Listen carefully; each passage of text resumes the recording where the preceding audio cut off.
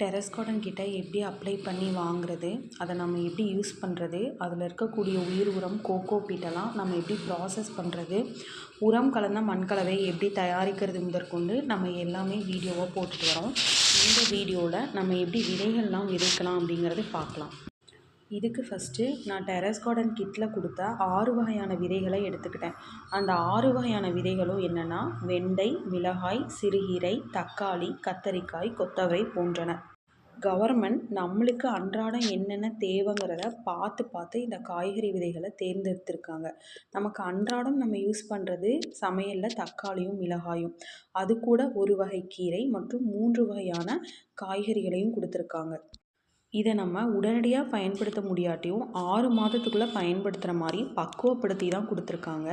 So இது கூட எனக்கு வீட்டில் கிடைச்ச சில கத்திரிக்காய் நாற்றுகளும் மிளகாய் நாற்றுகளும் மற்றும் புதினா தண்டுகள் இருக்கு இல்லையா, அதை ஒரு 3 நாட்கள் ஒரு தண்ணியில் ஊற போட்டு வேர்கள்லாம் வந்ததுக்கப்புறம் ஸோ அதையும் நம்ம நட்டு வைக்கிற மாதிரி ப்ராசஸ் பண்ணி எடுத்துக்கிட்டோம். ஸோ இந்த மாதிரி கவர்மெண்ட் கிட்டில் கொடுத்த 6 வகையான விதைகள் மற்றும் புதினா, அதுக்கப்புறம் எக்ஸ்ட்ரா எனக்கு கிடைத்த நாற்றுகள், இது எல்லாத்தையுமே நான் நடவு பண்ணியிருக்கேன். ஸோ நடவு பண்ணதுக்கப்புறம் இப்படி தான் இருக்குது க்ரோ பேக். இது விதைகள் வளர்ந்ததுக்கப்புறம் நான் உங்களுக்கு அப்டேட் பண்ணுறேன். பாய்.